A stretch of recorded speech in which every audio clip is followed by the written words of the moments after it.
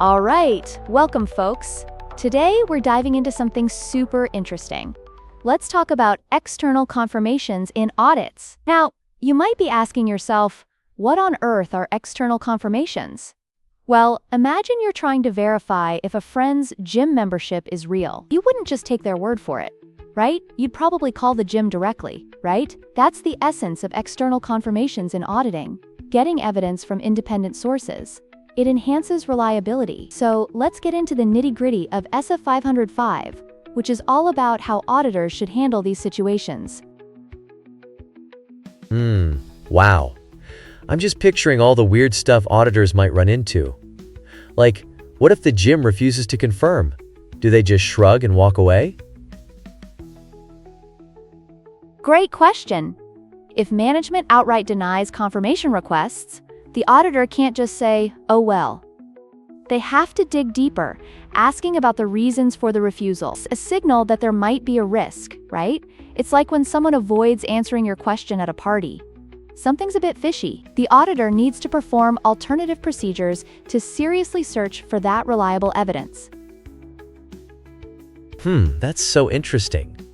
So, they basically have to be detectives? Like, okay, if you won't talk, maybe the janitor at your gym will spill the beans. Laughs. Exactly. It's like the Sherlock Holmes of the audit world. You want to explore every angle. And, there are also times when you might get something that's called a negative confirmation. Imagine getting a postcard that says, "If you don't hear from us, everything's fine." It doesn't feel very reassuring, does it? No way. That's like my friend saying, "You don't need to check if I'm still alive." I would definitely feel suspicious about that. Right? Negative confirmations are actually less persuasive in an audit context. The auditor can't just accept that as sufficient evidence. There need to be some specific criteria in place for that to work. If they're not careful, they're just feeding on a hunch. So just to be clear, they can't treat these negative confirmations like magic letters, There has to be some serious backup, right? You got it! Auditors have to investigate any exceptions and non-responses. If they find something odd, they might need to perform additional procedures to nail down the truth. Think of it as double-checking your cake recipe if the cake comes out too dry. Haha, I always get distracted by adding too much frosting. But that makes sense, I love that analogy. What about the reliability of the audit evidence? What do they look for? Excellent question.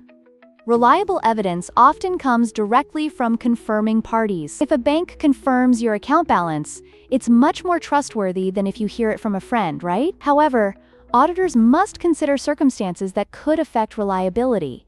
An indirect response might mean they have to dig deeper.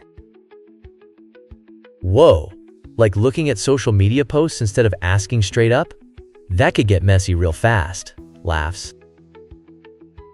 Exactly. You might think you've got the full story, but one little piece of misinformation could mess up your whole picture. The same goes for auditors. They can't just rely on secondhand sources. They need to ask the right questions to ensure everything's accurate. Wow, so much responsibility. I mean, if they mess up, it's like the whole financial statement could go kaboom. Absolutely. Misstatements can lead to big consequences. Auditors have to differentiate between errors and simple misstatements in confirmations, and they have to be diligent. It's all about ensuring there's integrity in the audit evidence. Okay, I'm starting to see it. It's almost like a puzzle, and every piece needs to fit just right. Do they have tools to help with that? Spot on! And every puzzle needs a careful eye to spot the missing pieces. That's the auditor's job. To make sure nothing slips through the cracks, ensuring everything fits perfectly together for a reliable financial picture. All right, I'm in. It's like being a financial superhero, swooping in to save the day by figuring out what's true and what's just smoke and mirrors. Laughs. Exactly. And that, my friend, is the role of external confirmations. It's all about creating trust and accuracy in an uncertain world. People rely on auditors to uncover the truth. So remember, just like in our gym analogy, real verification makes the difference. I can't wait to learn more about this.